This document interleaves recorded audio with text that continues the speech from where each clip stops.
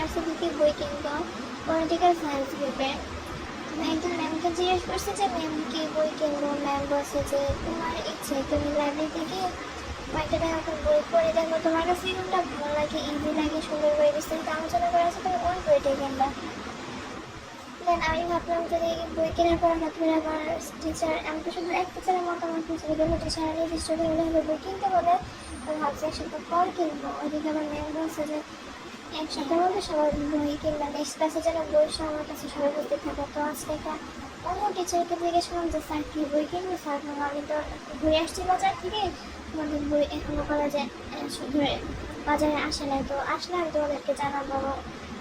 কয়েকদিন মধ্যে তোমাদেরকে মানে কী কী বই কিনবা, কী পড়বা, এগুলো তোমাদেরকে জানিয়ে দেওয়া হবে এবং সেপ্টেম্বর 15 তারিখে তোমাদের নিউ সিলেবাস দেওয়া হবে।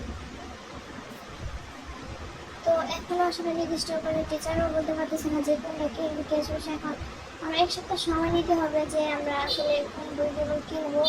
তো তারপর না কিনে অনেকে আবার দেখা গেছে যে বই কিনে না, পরীক্ষার আগে যে সাজেশন কিনে বা বিভিন্ন গাইড বই টই কিনে।